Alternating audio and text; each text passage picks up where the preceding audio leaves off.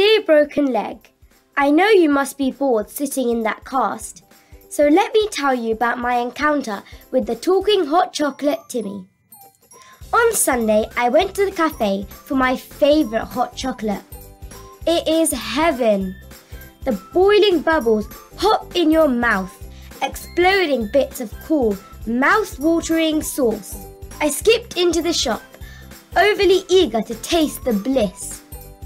A triple hot chocolate, I said keenly. I sat on the table, my feet tapping rapidly on the highly polished wooden floor. Then the waitress came to my table and asked me if I wanted the extra special chocolate addition to it. Oh yes, I said. Not long after, she brought it to my table. I could smell the warm, chocolatey steam bubbling out of it. She put it down on the table and left briskly. I peeped inside the cup and saw the tantalizingly tasty contents. I couldn't see it well, so I took off the lid. To my surprise, there were two eyes staring back at me. Not to mention the big red smiling mouth. Hello, it said. My name is Timmy the Pirate. Who, or rather, what are you? I questioned in utter shock. I am Timmy the Pirate, like I already said Timmy. Yes, well, Timmy, I started. For the 100th time, it's Timmy the Pirate, he rudely interrupted. How could he be so rude? Anyway, tired of this business, I took an enormous gulp out of the tiny cup. Then it happened. My eyes had little hearts in them and my cheeks were red with joy. The drink was epic. It danced in my stomach like a group of dancers. I will never forget that moment. Well, my leg, I guess I better start eating dinner in bed. Bye, Broken Leg. Get better soon. And welcome to another session where we question our brilliant authors on their amazing work. So Dhwani, you were reading your diary entry for a strange drink at a cafe. So what is the strangest drink you have ever drunk? It was probably when I was having hot chocolate, but then my brother sneakily added loads of salt, so then I coughed it all up. So is this where the inspiration for your story came from? Yeah, and the salty taste of the salt is probably like the personality of Timmy, the talking face. Ah, excellent. What sort of character did you want Timmy to be? I wanted him to be a very confident character. I also wanted him to be like a bit bossy because he sort of keep interrupting, even though Timmy is basically the same as Timmy the Pirate. So he's kind of like confident and quite bossy as well. Do you find characters one of your most favourite things to write? Yeah, I love writing about characters because you can add a lot to their personality. And you can also leave clues about like who they are, their background in the text. So it's sort of like a mystery for the reader to try and find out. So that's why I love writing about like characters and all their like personality and things like that. Oh, brilliant. So for your diary, you called your diary Broken Leg. So why was that? So my brother broke his arm not too long ago, 1 year or something like that, and he was really bored because he had to sit in bed for most of the day. And also, if you're just ill, you have to spend most of your time in bed. So I think it's a really great idea to write a diary about your day, or even about anything really, like a made-up story like how I wrote, because you can really have fun and also take your mind off just like sitting there and being bored. Yeah, excellent. So do you find a lot of your creative writing comes from like real life events?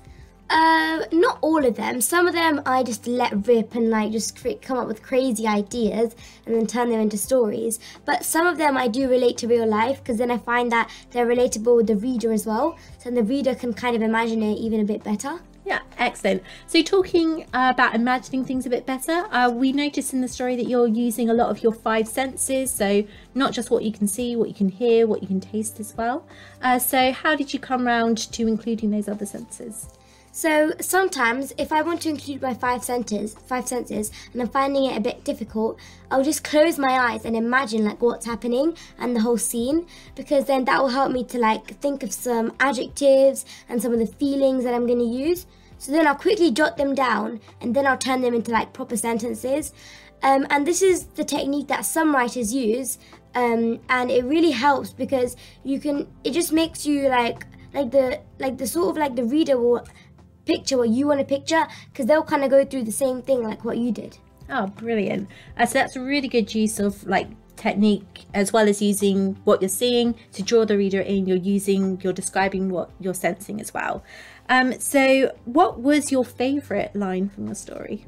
My favorite line, it was probably when Timmy is saying, excuse me, my name is not Timmy, it's Timmy the Pirate, because then that really builds on Timmy's personality and also what kind of character he is, and also that sort of relates to him being quite a, like, you wouldn't say uncaring, but he doesn't really think about like how you would feel, and he's also very confident about himself, so that kind of builds on his personality.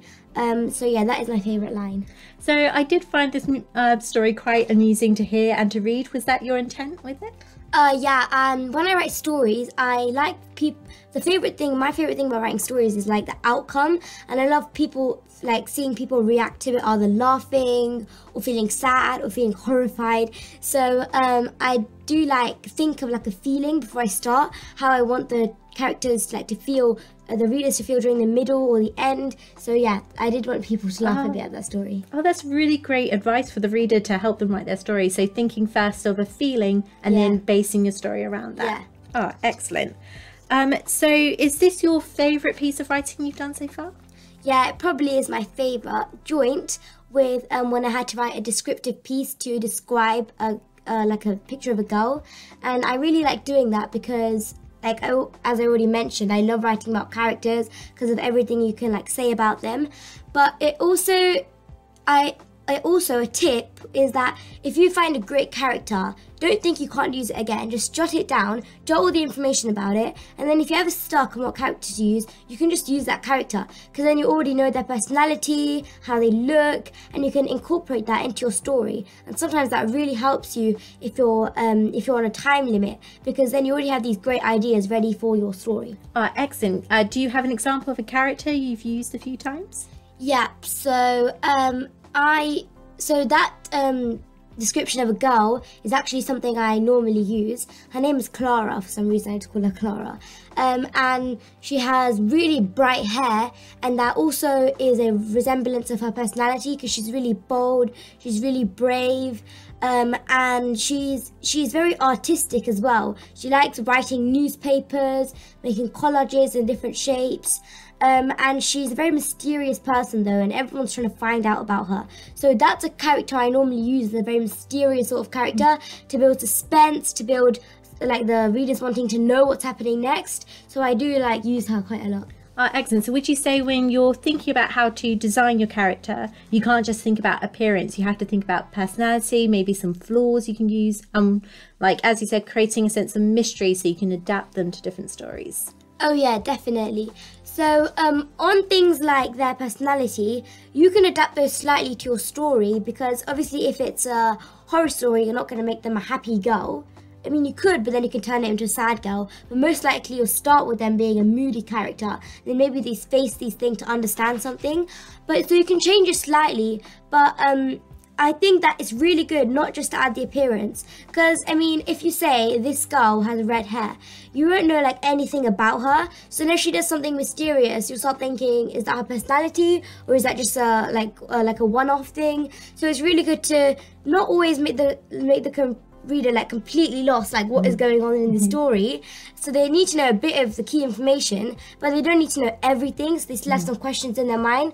But yeah, it's important to add their personality, their flaws, because if a character doesn't have a flaw, I mean, you just think, why do I even bother if this character is so amazing? So they do need to have flaws, but then like they can't be like, I get out of bed, I bump my head, then I find out that I have to do double school today. So it can't be all bad, but it does also need some personality and things like that. Yeah. So do you think when you're planning your story, you have to really say to yourself, okay, I know all this information, but what is actually relevant to my story and what's going to intrigue the reader? Yeah, especially when you're doing an exam under a timed limit, you need to know like when you've crossed the point. Because if this is a story about this girl climbing a mountain and then finding something she has to fight to save the world or something like that, then it's not really important what the girl's favorite food is.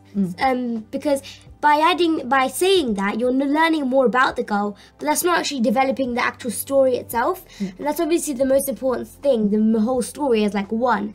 And by saying that, you're not actually developing the whole story. You're just developing that one part, which is that she likes, I know, pizza. So that's not really going to help develop the story.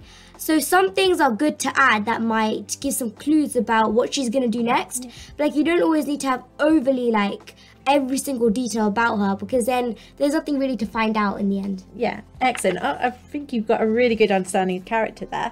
So how was writing a diary entry different to a normal story?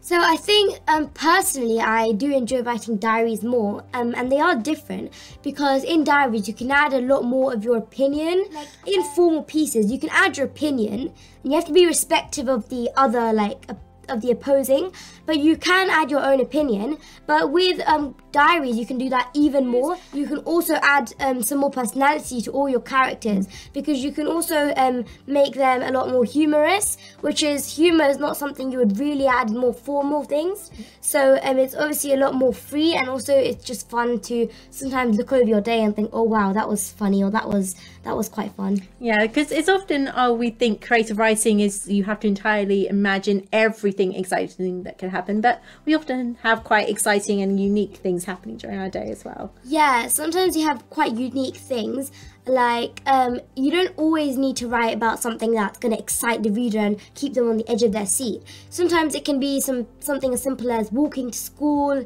and taking in the scenery and then seeing some like weird stuff. It doesn't always need to be like some monsters trying to chase you to death. It can be a bit more calm, chilled, but still exciting in the way that you're using your literary devices, you're keeping the reader engaged in what's happening. And although it is very important to use literary devices, you obviously also need like a very good storyline, because if you're going to add loads of literary devices describing one thing in your whole story, that's going to be quite unamusing. So it's really important to add all these figurative language and effects, but then you also need to think about your storyline and what you're trying to achieve with your story. Oh, brilliant. That's some really good advice. What would be 3 things you would tell them as top tips for writing a diary entry? So my first tip would be remember how the character is going to be feeling. So like I said before, you can pick one feeling or 2 if it's going to be like slightly split on how you want the character to feel during while they're reading it. So if you want them to feel sad, you need to like close your eyes and think about what makes you feel sad and how you're feeling, what you look like, and what's going inside your head, and then that can really help you to write down. And also, if there's 2 emotions, you can think about the contrast of them. So you can imagine how you'd feel if you were transitioning between them.